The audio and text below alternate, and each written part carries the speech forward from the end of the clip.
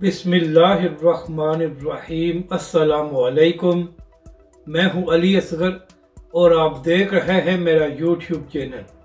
Engineer Mohammad Ali Mirza पर PTI वालों की तनकीद और तहरीक लब्बैक के कारकुनों का सीनियर सहाफ़ी से गिला, इस वीडियो में हम इसी के मुतालिक बात करेंगे। नाज़रीन कराम, जब इमरान खान के खिलाफ तहरीक अदम एतमाद कामयाब हुई और इमरान खान साहब की हुकूमत ख़त्म हो गई, तो उसके बाद इंजीनियर मोहम्मद अली मिर्ज़ा के कुछ वीडियो क्लिप सामने आए जिसमें वो इस्टेब्लिशमेंट के सियासी किरदार के हवाले से बात कर रहे थे।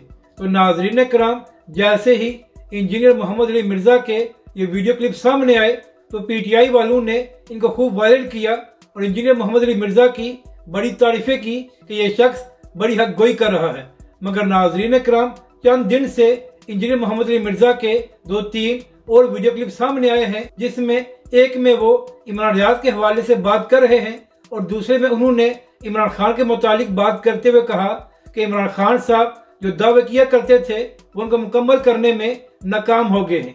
तो नाज़रीन कराम, जैसे ही इंजीनियर मोहम्मद अली मिर्ज़ा के ये वीडियो क्लिप सामने आए हैं जिसमें वो इमरान खान साहब पर तनकीद कर रहे थे, तो उसके बाद पीटीआई वाले सोशल मीडिया पर इंजीनियर मोहम्मद अली मिर्ज़ा पर खूब तनकीद कर रहे हैं और ये भी कह रहे हैं कि मुबैना तौर पर यह शख्स भी किसी के इशारे पर इमरान खान साहब पर तनकीद कर रहा है।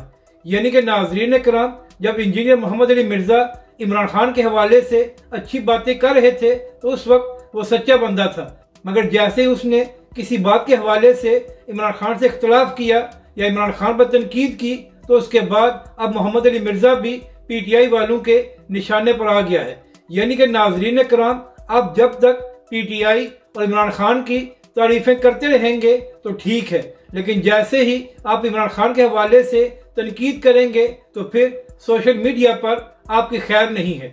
अब बात करते हैं कि तहरीक लब्बैक के कारकुनों ने किससे गिला किया है।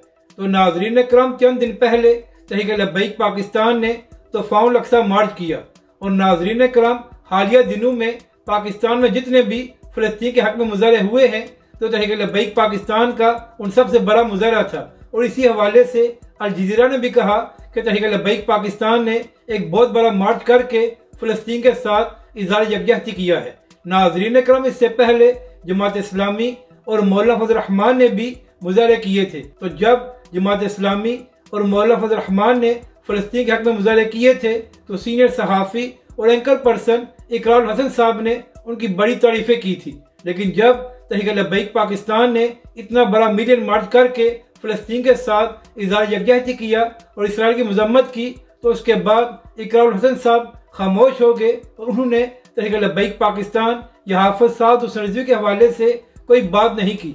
तो तहरीक लब्बैक के कारकुनों ने यह गिला किया कि इकरारुल हसन साहब जिस तरह जमात इस्लामी और मौलाना फजल रहमान फ़लस्तीन के हक में बाहर आए थे, उसी तरह तहरीक लब्बैक पाकिस्तान भी फ़लस्तीन के लिए मैदान में आई थी। तो क्या वजह है कि आपको तहरीक लब्बैक पाकिस्तान का यह मार्च नजर नहीं आया? और आज भी इकरारुल हसन साहब ने अपने ट्विटर अकाउंट पर एक पोल कराया।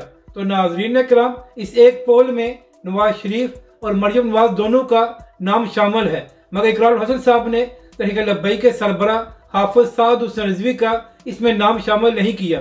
तो तहरीक लब्बैक के कारकुनों ने सीनियर सहाफ़ी से गिला किया कि जनाब, तहरीक लब्बैक पाकिस्तान पंजाब की तीसरी बड़ी सियासी जमात है, तो फिर आपने तहरीक लब्बैक के सरबरा का नाम इसमें शामिल क्यों नहीं किया? अपनी राय का ज़रूर इज़हार करें कि आपको यह वीडियो कैसी लगी और हमारे इस चैनल को भी सब्सक्राइब करें।